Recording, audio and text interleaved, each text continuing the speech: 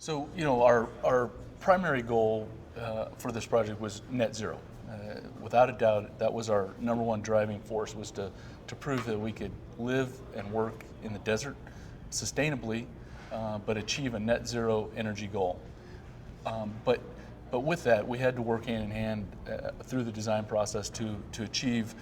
We knew that there would be a LEED certification of some level, and using good design practices, good installation, and understanding all the parts that go along with LEED certification was a real challenge. It's funny though, even though we started without the LEED certification in mind, it kind of validated the whole LEED certification in general, because we didn't even think about those individual points. We weren't picking low-hanging fruit just to get points without any real purpose.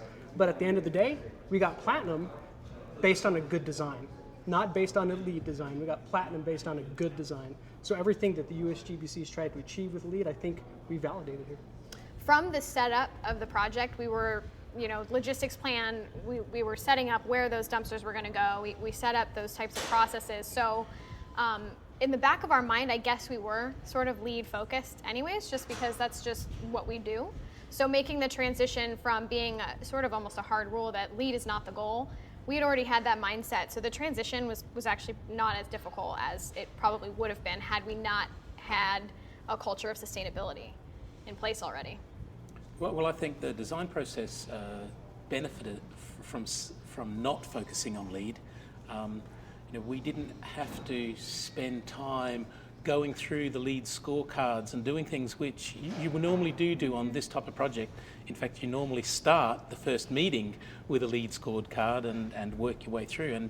And we were able to focus far more on design and let the administrative parts of LEED, be either done internally in DPR or be delayed and done in the background. I think a lot of that was because in the initial meetings, the truth was the vision again being sustainable net zero. Yep. But when Dave assembled the team, all of us had worked on LEED jobs before, and we've been very successful in the state doing LEED jobs in this environment. In one of the meetings, I was talking to the control contractor sitting next to me, and I said, hey, this is LEED and beyond, and the beyond piece is the net zero piece. When we did that first, it's like the LEED stuff all fell into place. Didn't have to go through the charrette cards, didn't have to go through all the studies, because we had it all there. We may have lost a point or two on one small area, but we gained multiple points in other areas, Innovation. Shower towers, innovation, solar thermal chimneys, that weren't in the other projects we had done before that we're used to doing.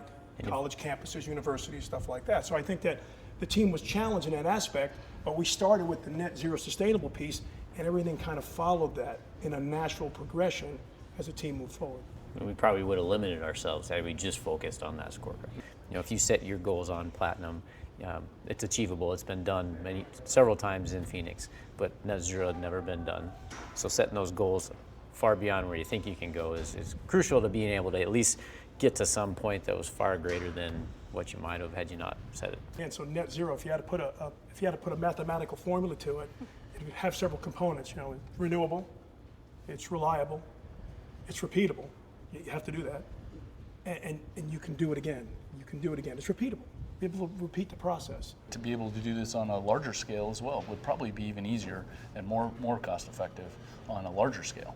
When you think about if you go to 100,000 square feet or 50,000 square feet, it just would make some of those economies of scale just so much better. I mean, it's an evolution. I mean, the LEED process initially was revolutionary, and I mean, hats off to the USGBC for putting together metrics to live by, to build a building by. But I mean, there's been, states like California have adopted many of these into building code. It's becoming a standard.